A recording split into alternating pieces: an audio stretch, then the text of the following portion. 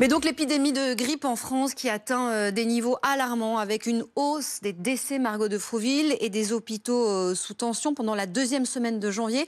La part des décès causés par la grippe a été la plus importante depuis 2019. Que disent les chiffres exactement, Margot? Que si l'on regarde les 8300 décès déclarés par certificat électronique, ce qui représente à peu près plus de 40% de la mortalité en France, on voit que 7% d'entre eux l'ont été avec une mention de grippe comme affection ayant provoqué ou ayant contribué au décès. Ça augmente par rapport à la semaine d'avant.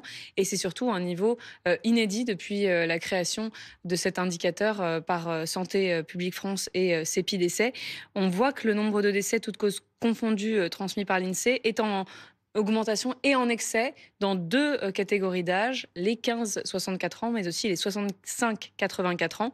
Et il y a des disparités au niveau régional, puisque c'est en région PACA et Normandie que cette surmortalité est plus marquée. La région PACA et la Normandie, donc les deux régions les plus touchées par la surmortalité. On va aller dans un centre de vaccination. Margot, vous restez avec nous, retrouvez Kevin Drouan.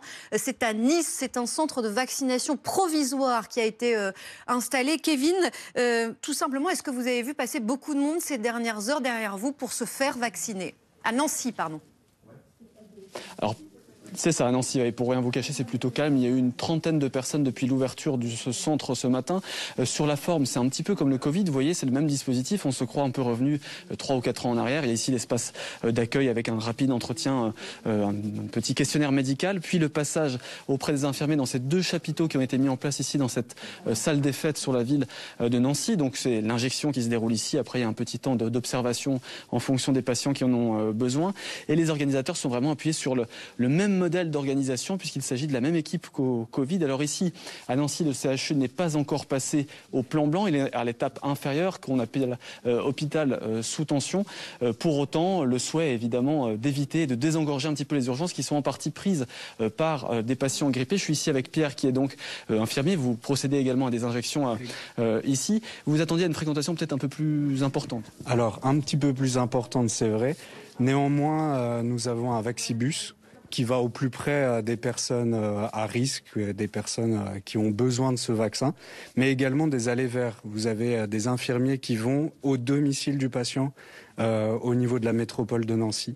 Donc c'est vrai que la fréquentation est un petit peu limitée au niveau du centre de vaccination. Pourquoi c'est important de continuer à se faire vacciner alors qu'on est en pleine épidémie? On est en droit de se demander si c'est intéressant, si c'est pas trop tard en fait pour le faire. Alors, il n'est jamais trop tard pour se faire vacciner. Au contraire, puisque l'épidémie, on s'y attend, on aura une épidémie jusque fin février. Le pic est en train d'être franchi dans les semaines à venir, donc même dans les 8 à 10 jours. Donc si les gens viennent en masse pour se faire vacciner, c'est des personnes en moins aux urgences dans 8 à 10 jours. Très bien, merci beaucoup. Alors pour le moment, depuis l'ouverture de ce centre mardi après-midi, plus d'une centaine de patients sont venus ici se faire vacciner. Pour autant, le centre reste ouvert jusque dimanche inclus. C'est gratuit, sans rendez-vous. Et il reste ici environ 500 doses pour les personnes qui souhaitent en profiter.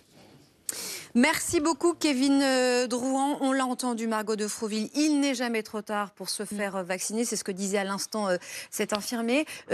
Question simple, comment expliquer, Margot, la sévérité de cette épidémie-là? Par la baisse de la couverture vaccinale, puisqu'on a des données qui ne sont pas très récentes. Les dernières données dont on dispose de Santé publique France remontent au 30 novembre et on avait à ce moment-là 35%, donc un peu plus d'une personne à risque sur 3 qui s'était fait vacciner. C'est 3 points de moins que l'an dernier à la même époque. Donc un faible taux de couverture vaccinale pour les personnes qui sont invitées et qui reçoivent un bon de l'assurance maladie. Elles sont 17 millions en France. Il y a aussi un autre facteur qui est la co-circulation de 3 virus grippaux. On a commencé l'épidémie avec du B assez fortement marqué chez les enfants, notamment en âge d'être à l'école. Ça s'est un peu ralenti à Noël. Il y a eu un brassage aussi de la population avec les fêtes de fin d'année où le virus a pu être transmis des plus jeunes vers les plus âgés.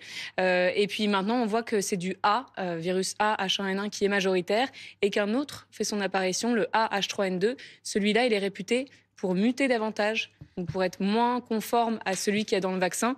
Et on sait qu'il est susceptible de donner des formes graves chez les personnes les plus fragiles. Tout cela a pu contribuer à la sévérité de cette année. On a dit mortalité plus marquée et impact extrêmement important à l'hôpital, même si ça tend à baisser un peu la semaine dernière, sauf chez les moins de 5 ans. On voit qu'on part de tellement haut que les services hospitaliers restent sous forte tension.